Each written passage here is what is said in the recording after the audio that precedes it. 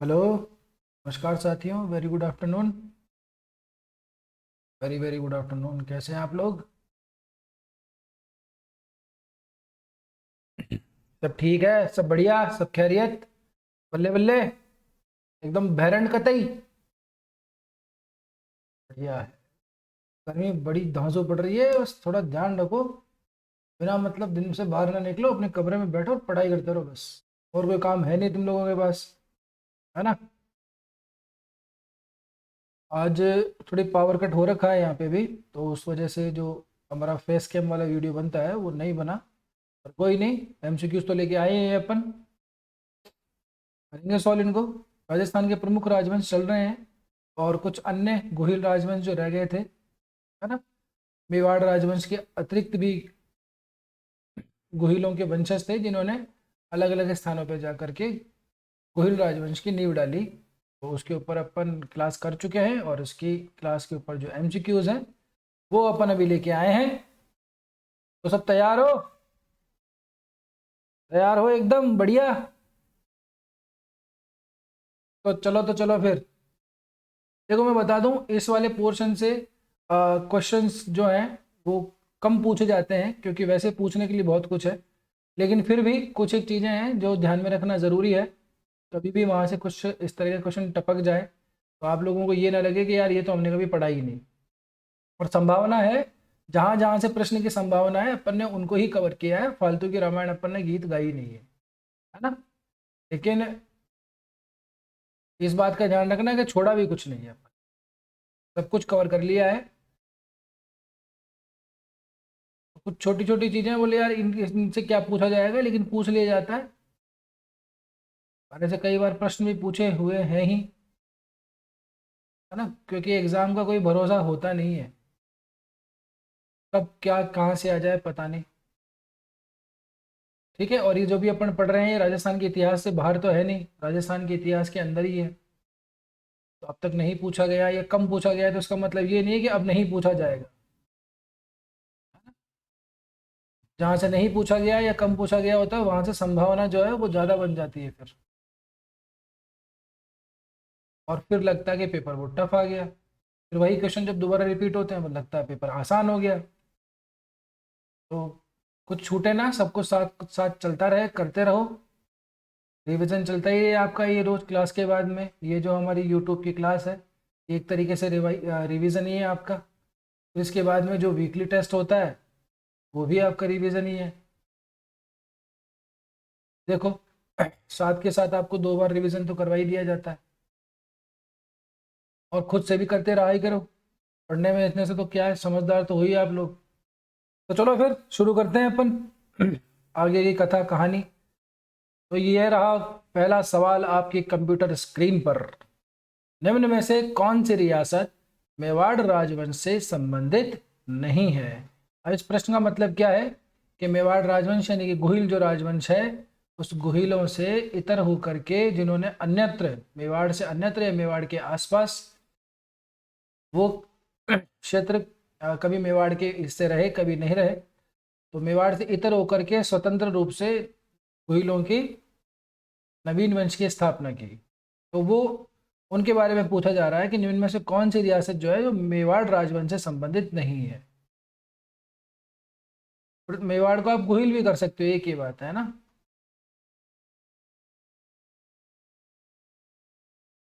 प्रतापगढ़, डूंगरपुर, शाहपुरा, किशनगढ़। तो जो अपन ने क्लास में लिया था तो मैंने पहली लाइन से ही आपको बताया था कि इनसे संबंधित 4 रियासतें, इनको आपको ध्यान रखना है, इनसे संबंधित प्रश्न पूछा जा सकता है। सीधा सिंपल सा सवाल है, वो मोटा मोटा है, ऊपर ऊपर का है।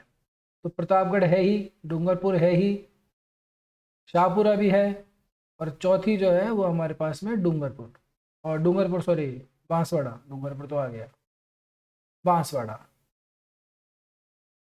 ये 4 हैं रियासतें इतर जिनको हम अध्ययन कर रहे हैं, क्लास में भी हमने करवा दिया है। किशनगढ़ गोहिल राजवंश, सिसोदिया राजवंश या मेवाड़ राजवंश से संबंधित नहीं है।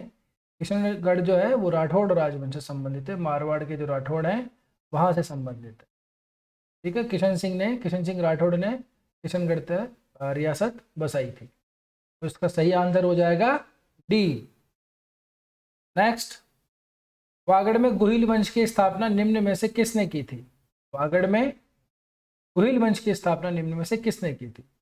सामंत सिंह, जसवंत सिंह, क्षेम सिंह या संग्राम सिंह? आपको याद हो तो जो अपन गुहिलों का प्रारंभ कर रहे थे, वंशावलियां देख रहे थे, तब सामंत सिंह आया था।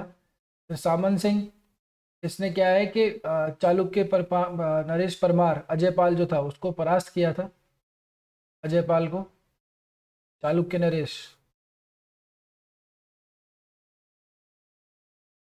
लेकिन कुछ टाइम के बाद के अंदर ही चौहान वंश का संस्थापक कीर्तिपाल उर्फ कीतू,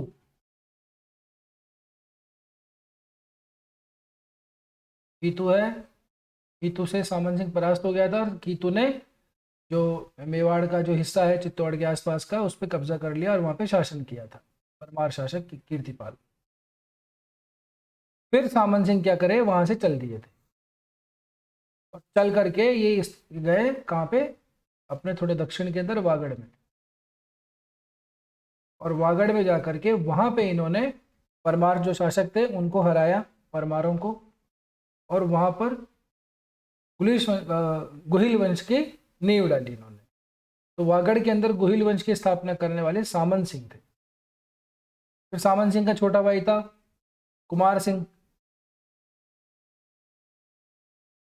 कुमार सिंह ने कीर्तिपाल को परास्त कर दिया था, हरा दिया था इसको कुमार सिंह ने। देन वापस से मेवाड़ पर गुहिलों का अधिकार हो गया था।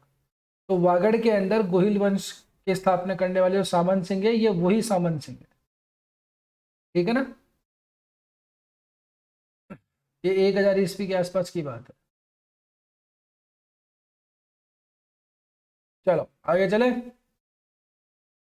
1527 ईस्वी में खानवा के युद्ध में वागड़ के कौन से शासक राणा सांगा की ओर से युद्ध करते हुए शहीद हो गए थे?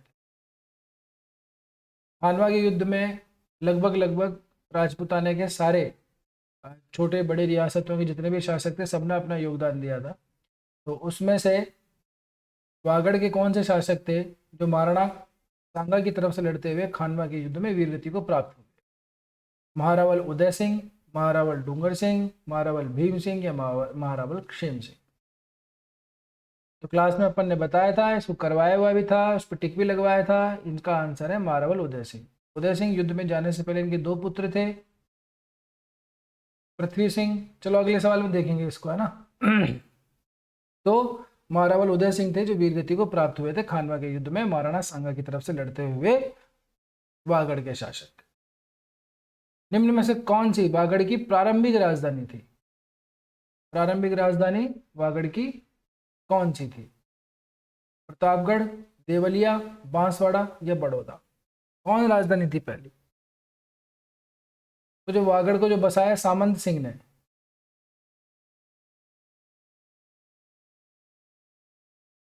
सामंत सिंह ने बड़ौदा को प्रारंभिक राजधानी बनाया था। फिर बाद के अंदर फिर ये चेंज होती गई, बात अलग है, लेकिन जो प्रारंभिक राजधानी थी वो बड़ौदा थी, तो मालवा से मांडू के आसपास से थोड़ी टच करती हुई ज़्यादा थी, ठीक है ना। वो जो एरिया है मालवा का, वो मालवा का एरिया थोड़ा ज़्यादा, मालवा और गुजरात का जो एरिया है वो थोड़ा ज़्यादा टच में था यहाँ से, ठीक है ना। तो प्रारंभिक राजधानी बड़ौदा थी। बड़ौदा बोले गुजरात में, यार ये कैसे हो सकती है, कंफ्यूज नहीं होना, बड़ौदा ही थी वागड़ की प्रारंभिक राजधानी। क्लियर। डूंगरपुर के किस शासक ने जोधपुर के राव चंद्रसेन को अपने यहाँ शरण दी थी? डूंगरपुर के किस शासक ने जोधपुर के राव चंद्रसेन, वो ही राव चंद्रसेन जिन्हें मारवाड़ का महाराणा प्रताप कहा जाता है, राव चंद्रसेन मालदेव के बेटे थे और इनके 2 भाई थे बड़े, है ना, राम सिंह और उदय सिंह। तो जब मारवाड़ का इतिहास पढ़ेंगे तब कर लेंगे, लेकिन मोटी सी कहानी यही है कि मालदेव ने इनको राजा बना दिया था अपने 2 बड़े बेटों की जगह, तीसरा नंबर था इनका। तो जो दोनों बड़े थे वो चले गए उधर अकबर की शरण के अंदर। तो अकबर ने क्या, सैन्य टुकड़ी भेजी और अधिकार करवा लिया, नागौर में दरबार लगा अकबर का। वहाँ पर राव चंद्रसेन भी क्या है कि गया जोधपुर लेने के हिसाब से, लेकिन उसका झुकाव अकबर का दिखा तो राम सिंह और उदय सिंह की तरफ ही था, तो फिर वहाँ से चला गया और फिर इसने जंगलों के अंदर जाके, पहाड़ों पर जाके मुगलों का प्रतिरोध किया। और पूरे जीवन भर पहाड़ों जंगलों के अंदर भटकता रहा। तो ये डूंगर पर भी पहुंचे थे। डूंगरपुर के जो शासक वो कौन थे जिन्होंने रावचंद्र सेन को अपने यहाँ शरण दी थी? आसकरण, डूंगर सिंह, पृथ्वी सिंह या जगमाल? कौन थे बताओ? तो डूंगरपुर के कौन से शासक थे जिन्होंने रावचंद्र सेन को अपने यहाँ शरण दी थी? तो वो थे आसकरण। आसकरण ने रावचंद्र सेन को अपने यहाँ पे शरण दी थी।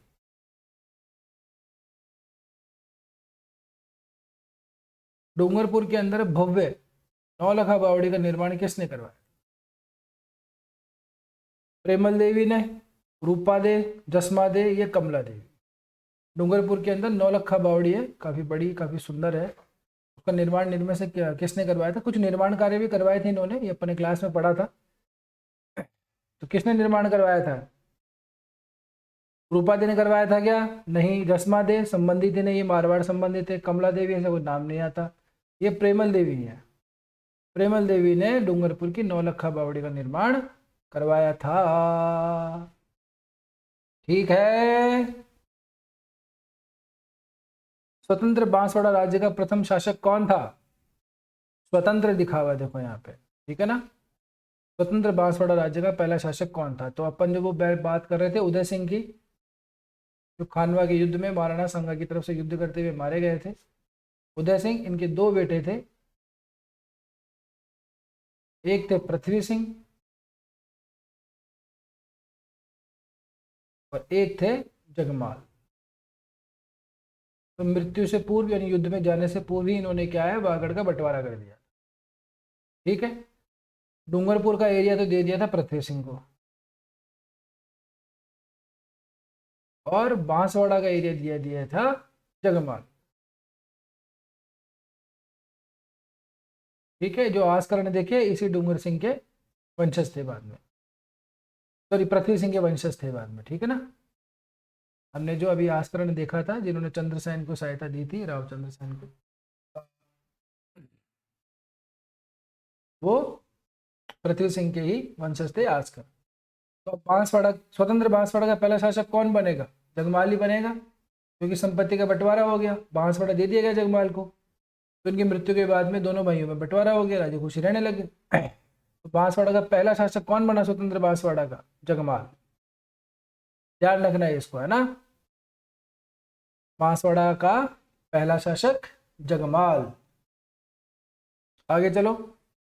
बांसवाड़ा के अंदर बेलेश्वर महादेव मंदिर, फूल महल, बाई का तालाब, ये किसके द्वारा बनवाए गए थे? मैंने कहा था ये कुछ काम भी करवाए थे इन्होंने, है ना, जन सामान्य से संबंधित काम भी कराए। भीलेश्वर महादेव, यह साफ पता लगता है कि इसने क्या भीलों से थोड़ी सी मैत्री स्थापित कर ली थी। ये जो भी शासक था उसने भीलों से मैत्री स्थापित करके भीलेश्वर महादेव मंदिर निर्माण करवाया, फूल महल बनवाया, बाई का तालाब बनवाया। कौन था ये? तो बांसवाड़ा के अंदर बना है। ठीक है। तो ये तो होगा नहीं, डूंगरपुर डूंगर सिंह था, ये भी नहीं होगा, है ना। पृथ्वी सिंह भी नहीं होगा, बच गया जगमाल, क्योंकि ये कहाँ से संबंधित हो रहे हैं? आस्करण, डूंगर सिंह, पृथ्वी सिंह। ये कहाँ? डूंगर सिंह डूंगरपुर से नाम से संबंधित हो गया। पृथ्वी सिंह भाई जिसका बड़ा उदय सिंह का भाई था, यानी जगमाल का, सॉरी जगमाल का भाई था, उदय सिंह का बेटा था पृथ्वी सिंह, जिसको डूंगरपुर का एरिया मिला था। आस्करण भी इसी का वंशज था, डूंगर सिंह भी इसका ऐसा वंशज था। तो बच गया जगमाल। तो जगमाल जो था उसने बेलेश्वर महादेव का मंदिर, फूल महल और बाई का तालाब जो है वो निर्माण करवाया बांसवाड़ा के। ठीक है भाई, सही है कि नहीं है? हाँ, क्लास में करवा चुका हूँ मैं ये सब के सब। और जो क्लास में नहीं आते हैं, जो क्लास के विद्यार्थी नहीं हैं, यूट्यूब पे देख रहे हैं, तो वो भी जान लीजिए। कुइलों के किस वंशज ने देवलिया बसाया? क्षेमकर्ण, सूरजमल, पृथ्वी सिंह और जगमाल। अब देखो होता क्या है, देवलिया या देवगढ़, है ना, फिर बाद में यहीं से प्रतापगढ़ बन जाता है। यहीं से मतलब इसके आसपास देखेंगे, इसको भी देखेंगे। तो कुंभा का भाई क्षेमकर्ण, ठीक है ना, क्षेम सिंह या क्षेमकर्ण, एक ही नाम, एक ही बात है, ये दो नाम मिलते हैं इसके, क्षेम सिंह या क्षेमकर्ण। ये कुंभा से नाराज होकर के ये आ गया साहब सादड़ी में, ठीक है ना। सादड़ी में आकर के वहां जो भी शासक थे उसको हरा के सादड़ी में बस गया। फिर इसका वंशज आता है, उसका बेटा आता है सूरजमल। सूरजमल ने देवलिया या देवगढ़ बसाया था। उसका सही आंसर होगा सूरजमल। इस सूरजमल का एक और फिर बाद में बेटा होता है रावत बाघ सिंह। उसको भी देखेंगे अभी। इस सूरजमल का नाम ध्यान रखना, अगले क्वेश्चन में काम आएगा। इस सूरजमल का नाम ध्यान रखना, अगले क्वेश्चन में देखेंगे इसको, समझ रहे हो। हाँ, तो शेमकर्ण जो है वो प्रारंभिक व्यक्ति तो था, सादड़ी में बस गया था ये जा करके, लेकिन देवलिया को बसाने वाला जो शासक था वो सूरजमल ही था। और इसने सूरजपोल या सूरज, इस तरह से सूरज तालाब, सूर तालाब करके भी निर्माण करवाया इसने, सूर तालाब, इस तरह की दो चार चीजें बनवाई थी इसने। अब देखो, देवलिया में के किस शासक, देवलिया के, ठीक है, इस पॉइंट को ध्यान रखो।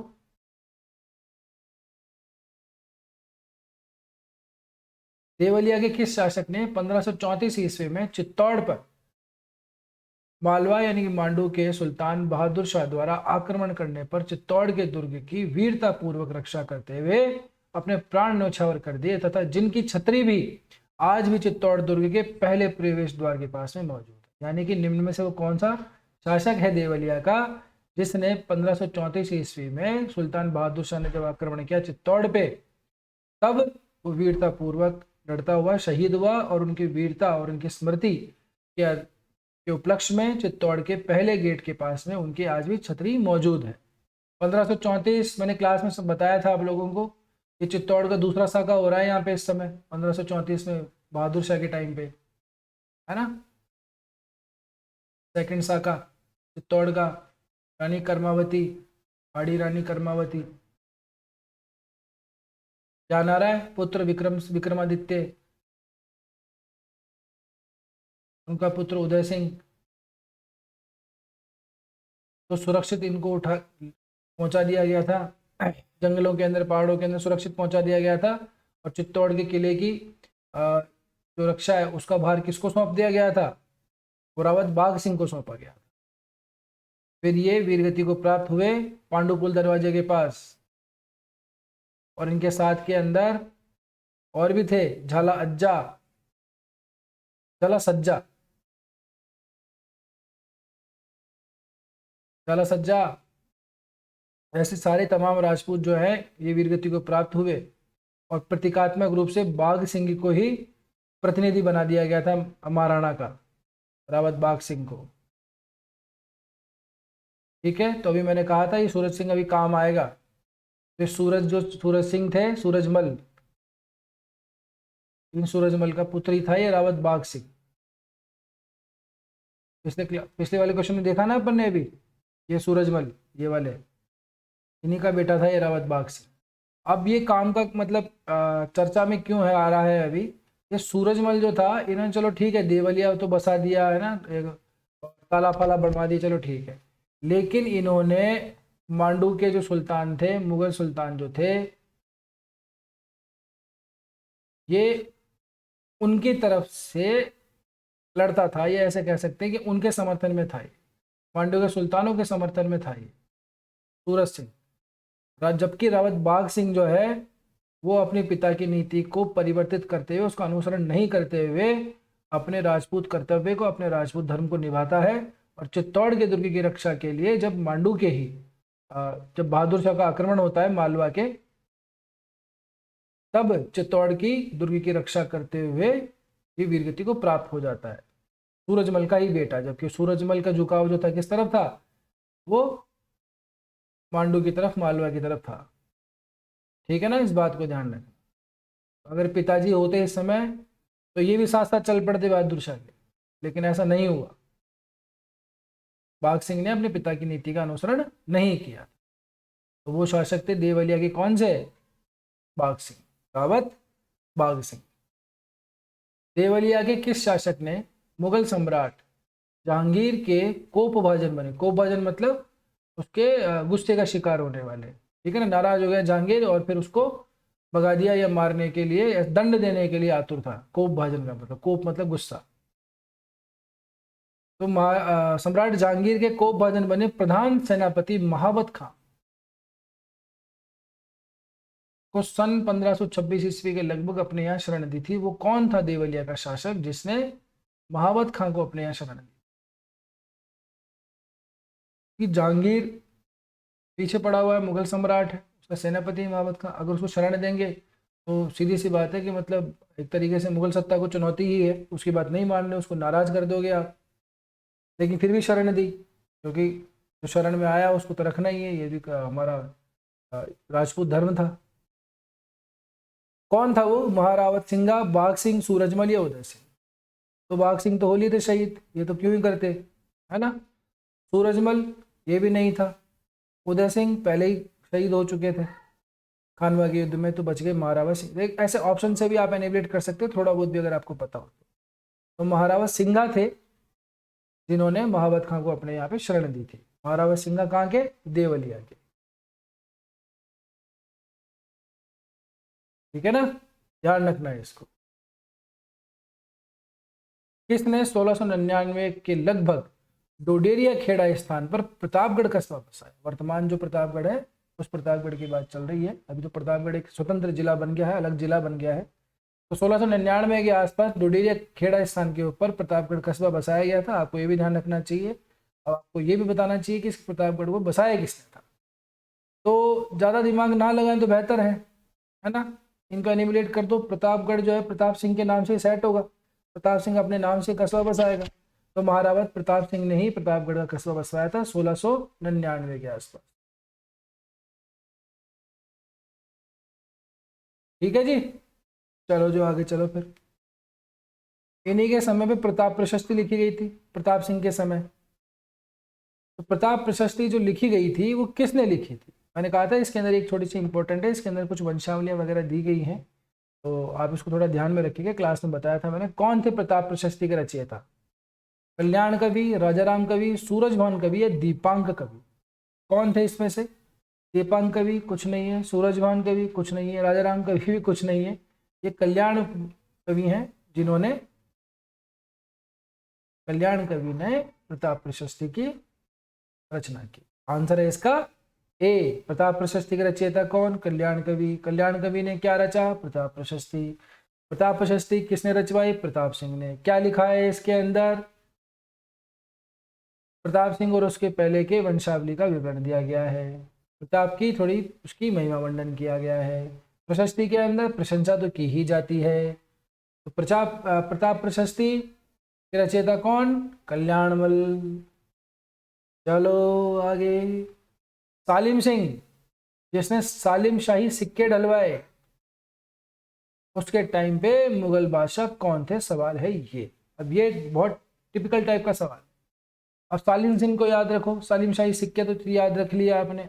अब इसका टाइम ध्यान रखो, टाइम के साथ साथ में मुगल जो वंश है उसके आने वाले वंशजों का टाइम ध्यान रखो, फिर दोनों के टाइम को मैच करवाओ, फिर जाके आंसर निकालो। ये बड़ा टिपिकल सवाल है।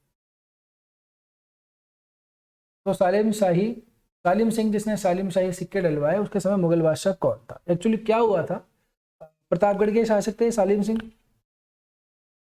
तो सवाल इसलिए पूछा गया है, ज़्यादा कुछ बड़ा रीज़न नहीं है। इन्होंने क्या है, मुगल बादशाह जो थे शाह आलम थे उस समय पे, शाह आलम से अनुमति मांगी थी। पहले तो अनुमति मांगी, मतलब ये क्या है पता, इतना टाइम निकलने के बाद भी अभी भी अधीनता को वैसे की वैसे ही मानते थे, और वो सारे की जो चीज़ें हैं जो पुरानी परंपरा थी संधि के अनुसार, वो सारी की सारी निभाते थे। तो इन्होंने शाह आलम से अनुमति लेकर के प्रतापगढ़ में टकसाल वन खुलवाई, और उस टकसाल के अंदर सालिम शाही सिक्के डलवाए।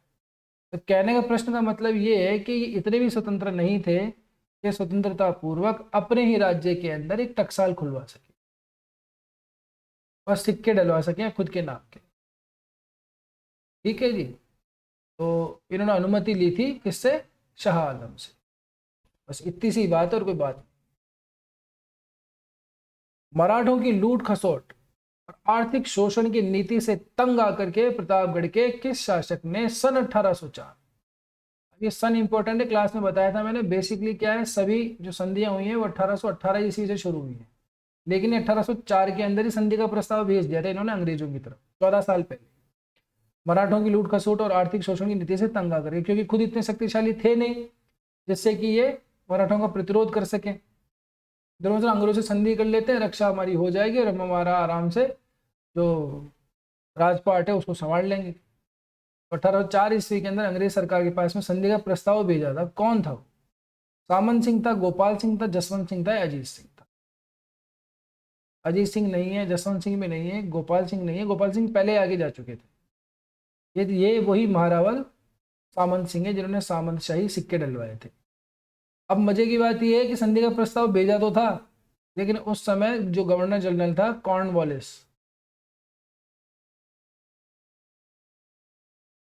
कॉर्नवालिस ने देख दाख करके सारा छपाई वपाई हो गई थी, संधि के प्रस्तावों की सारी शर्तें वर्तें तय हो गई थी, बस उसकी आगे की प्रक्रिया साइन फाइन होने ही बाकी थे, है ना, मोहर लगना ही बाकी था। कागज तो सारे तैयार हो गए, डॉक्यूमेंट्स जमा करने बाकी थे।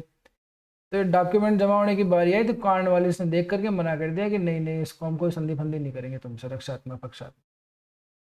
तो फिर क्या है कि इनकी शांति से बैठ गए, इनका जो इच्छा थी कि यार संधि हो जाए तो बढ़िया रहे, बहुत बढ़िया है, लेकिन यह काम हो नहीं पाया। फिर ये जीवित रहे, इन्हीं के टाइम पे फिर 1818 ईस्वी के अंदर फिर संधि हो गई थी।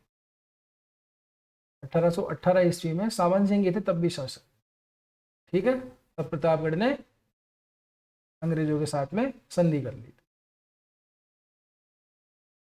ठीक है। 1804 के अंदर संधि का प्रस्ताव भेजने वाला शासक कौन था? प्रतापगढ़ का शासक सामंत सिंह। या कहाँ की रियासत ने अंग्रेजों से संधि का प्रस्ताव भेजा था 1804 में? तो प्रतापगढ़ ने भेजा था। निम्न में से किसने डूंगरपुर तथा देवलिया दोनों राज्यों के शासन की बागडोर संभाली? अभी क्लास के अंदर मैंने बताया था, जो ये जो सामंत सिंह था, है ना,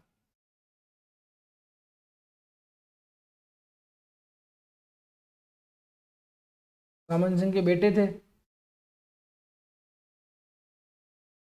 और हाँ, इनके बेटे थे और फिर उसके बेटे थे, यानी कि पोते थे दो, ठीक है ना।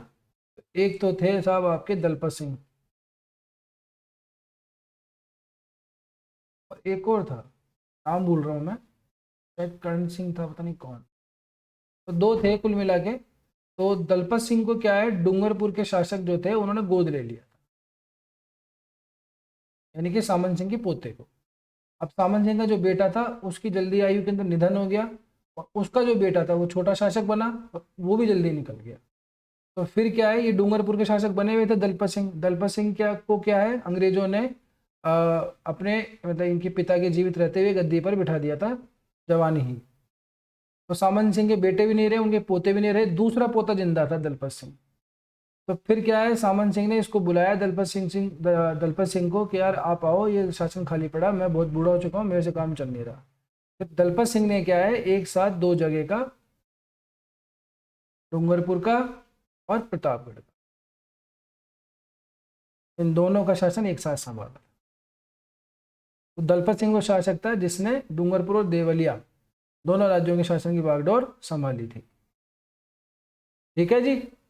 चलो जी, बहुत बढ़िया। तो बस आज के लिए इतना ही, ठीक है। अब जो आगे बढ़ेंगे अपन, तो इसमें कुछ एक चीज़ें और छोटी सी रह गई हैं, उसको कवर कर लेंगे अगले वीडियो के अंदर। और अगले वाली वीडियो के अंदर मारवाड़ जो राजवंश है वो हमने क्लास में शुरू करवा दिया है, पहुंच गया होगा आप लोगों के पास वीडियो। तो मारवाड़ जो राजवंश है, तो मारवाड़ राजवंश से हमारी एमसीक्यू स्टार्ट होगी, ठीक है। अगले वीडियो के अंदर ये बचा कुचा जो है वो खत्म हो जाएगा और मारवाड़ राजवंश स्टार्ट हो जाएगा, ठीक है। तो बस तब तक के लिए स्वस्थ रहो, मस्त रहो, अपना और अपनों का ध्यान रखो। मिलते हैं अपने अगली वीडियो में। जय हिंद, जय भारत।